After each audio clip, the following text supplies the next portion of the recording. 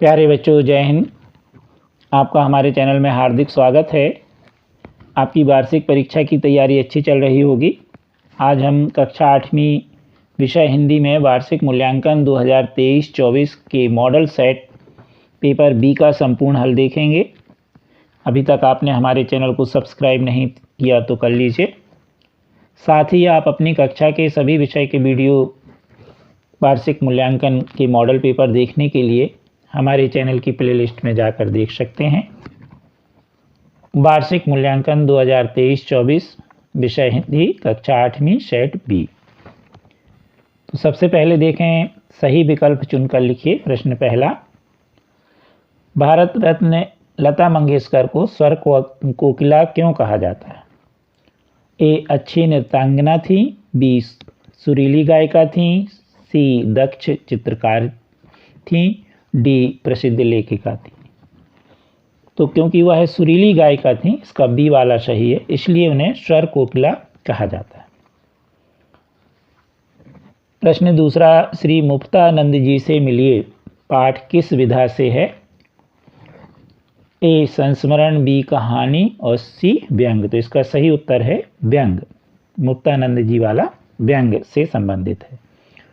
प्रश्न तीसरा, शेषकाल शब्द में समास है, तो इसका सही उत्तर होगा तत्पुरुष समास। बी, कर्मधारय समास। सी, अवयवी। और डी, द्वंद्व। तो इसका सही उत्तर होगा ए, तत्पुरुष समास। प्रश्न चौथा, मध्य प्रदेश राज्य का गठन कब हुआ? ए, 1 नवंबर 1956। बी, 1 नवंबर 1952। सी, 1 नवंबर 1954। डी, 1 नवंबर 1958। तो इसका सही वाला उत्तर है ए, 1 नवंबर 1956। प्रश्न पांचवा है, किस आसन की आकृति बैठे हुए खरगोश जैसी प्रतीत होती है? ए, शशकासन। बी, सर्पासन। सी, मकरासन। और डी, पद्मासन। तो यहाँ पे शश का मतलब होता है खरगोश, तो इसलिए इसका सही उत्तर है शशकासन। अब प्रश्न 6 से देखेंगे हम रिक्त स्थान की पूर्ति के अंतर्गत। प्रश्न छठवां है, वात्सल्य की तड़प ने वृद्धा की खाली स्थान बढ़ा दी थी, तो क्या बढ़ा दी थी? जिजीविषा। सातवां प्रश्न है, लोलुप का अर्थ खाली स्थान है, तो लालची। महाभारत में खाली स्थान ने पांडवों को आत्मविश्वास से भर दिया, तो इसका सही उत्तर होगा खाली स्थान में श्री कृष्ण। नौवां, कमल का पर्यायवाची। तो कमल के बहुत सारे पर्यायवाची होते हैं, तो आप जो भरना चाहें वो भर सकते हैं। यहाँ पर हमने नीरज भर दिया। प्रश्न 10वां, अनुराग शब्द का विलोम। तो अनुराग शब्द का विलोम होता है विराग। अति लघुत्तरीय प्रश्न 11 से 16 तक हम देखेंगे। प्रश्न 11वां, मुक्तानंद जी अपनी कार्यसिद्धि के लिए किन नीतियों का प्रयोग करते थे? तो मुक्तानंद जी अपनी जो भी कार्यसिद्धि के लिए साम, दाम, दंड, भेद सभी नीतियों का प्रयोग करते थे। प्रश्न 12वां, अपराजिता पाठ की लेखिका ने अपनी पंक्तियों से किसे प्रेरणा लेने को कहा? तो अपराजिता पाठ की लेखिका ने अपनी पंक्तियों से IAS की तैयारी करने वाले लखनऊ के एक मेधावी युवक को प्रेरणा लेने को कहा। प्रश्न 13वां, किन्हीं दो राष्ट्रीय त्योहारों के नाम लिखिए। तो राष्ट्रीय त्योहार स्वतंत्रता दिवस, गणतंत्र दिवस और गांधी जयंती भी होती है, तो ये इनमें से कोई भी दो आप लिख सकते हैं। प्रश्न 14, महेश्वर मध्य प्रदेश के किस जिले में स्थित है? तो महेश्वर मध्य प्रदेश के इंदौर जिले में स्थित है। यह इंदौर से लगभग 105 किलोमीटर दूर है। प्रश्न 15वां, वसीयतनामे का रहस्य पाठ के अनुसार वृद्ध व्यक्ति के मन में क्या जिज्ञासा थी? तो प्रस्तुत पाठ के अनुसार वृद्ध व्यक्ति के मन में यह जिज्ञासा थी कि वह महल में मिले युवक और रूपमती कन्या द्वारा दिए गए उत्तरों का अर्थ जान सके। प्रश्न 16, रेड क्रॉस के सदस्यों को कैसे पहचाना जा सकता है? तो रेड क्रॉस के जो सदस्य होते हैं उनकी ड्रेस होती है तथा उनके लाल क्रॉस के निशान से उन्हें पहचाना जाता है। तो जो ड्रेस होती है उसमें निशान बना रहता है। अब देखेंगे हम लघु उत्तरीय प्रश्न 17 से 22 तक। प्रश्न 17 है, आत्मविश्वास पाठ के लेखक के मित्र गुणों पर प्रकाश डालते हुए इससे हमें क्या शिक्षा मिलती है? तो आत्मविश्वास पाठ के लेखक के मित्र किसी भय को देखकर तुरंत घबरा जाते थे। एक बार तो वो एक भेड़िए को देखकर इतना भयभीत हो गए, घबरा गए कि जंगल में अपनी पत्नी को सोता हुए अकेला छोड़कर भाग गए। लेखक के मित्र में यह शिक्षा लेने की ज़रूरत है कि कभी आत्मविश्वास नहीं खोना चाहिए। तो वास्तव में वो क्या थे, जल्दी घबरा जाते थे। प्रश्न 18, आर्यभट्ट का सही परिचय कब और कैसे हुआ? तो आर्यभट्ट का सही परिचय सूर्य ग्रहण के समय हुआ। आर्यभट्ट विज्ञान की एक वेधशाला में अपने विद्यार्थियों को अपना व्याख्यान दे रहे थे। ग्रहणों की वैज्ञानिक व्याख्या करने वाले उस तरुण पंडित का नाम आर्यभट्ट था। कभी कभी लोग उन्हें आर्यभट्ट के नाम से भी पुकारते थे, मगर उनका सही नाम आर्यभट्ट ही था। भट्ट का मतलब होता है योद्धा। प्रश्न 19, रस की परिभाषा देते हुए किन्हीं 3 रसों के नाम और उनके स्थायी भाव लिखें। परिभाषा, काव्य को पढ़ने, सुनने अथवा दर्शन से पाठक, श्रोता अथवा दर्शक के हृदय में जो आनंद की अनुभूति होती है उसी को रस कहते हैं। रस और उनके स्थायी भाव हमें लिखने हैं, कोई भी 3। तो हमने ले लिया रस श्रृंगार, इसका स्थायी भाव रति, रौद्र का क्रोध और वीर का उत्साह। प्रश्न 20वां, पक्षियों के बारे में जानने के लिए उनके बारे में किन किन बातों की प्रेक्षण की आवश्यकता होती है?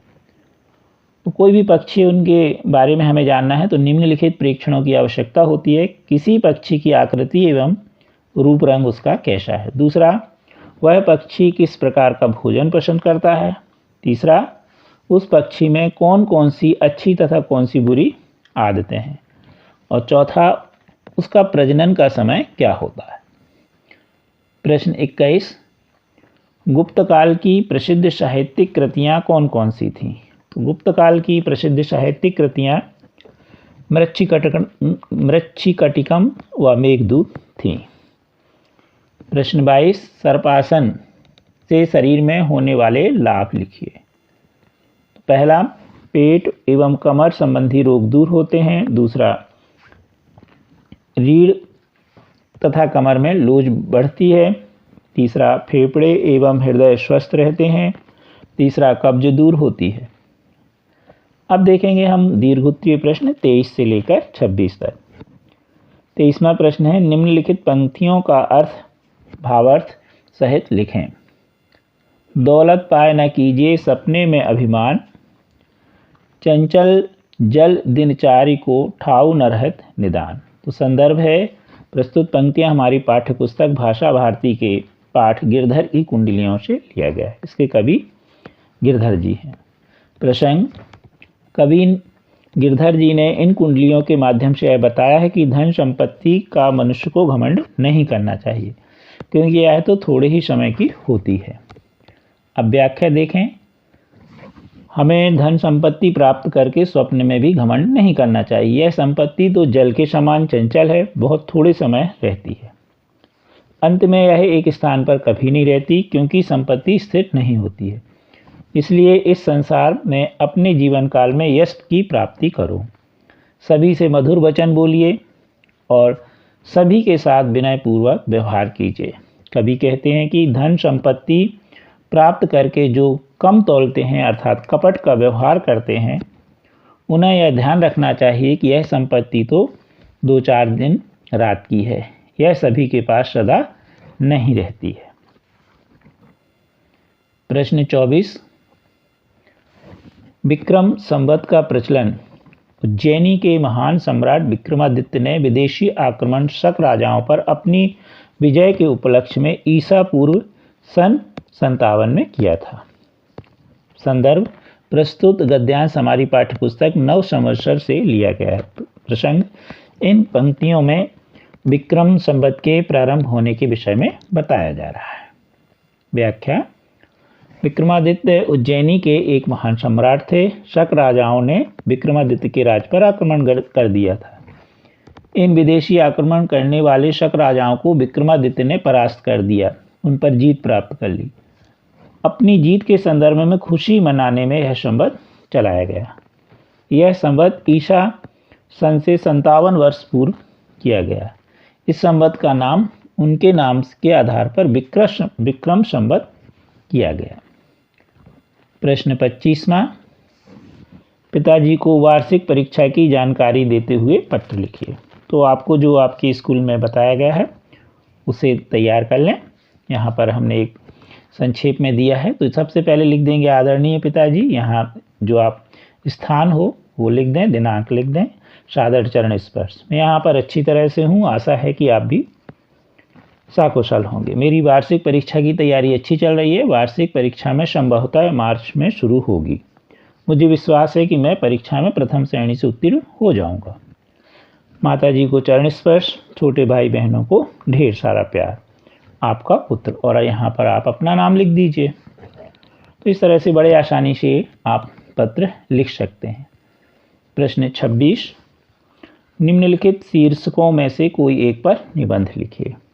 विज्ञान के चमत्कार, विद्यार्थी और अनुशासन, एक धार्मिक पर्व दीपावली, और इसमें आप कंप्यूटर भी लिख सकते हैं। तो कंप्यूटर पर भी आप निबंध लिख सकते हैं। तो इस प्रकार से कम 4 या 5 निबंध याद कर लीजिए पॉइंट बार और उनको लिख लीजिए। कृपया हमारे चैनल को शेयर सब्सक्राइब अवश्य कीजिए। Thank you.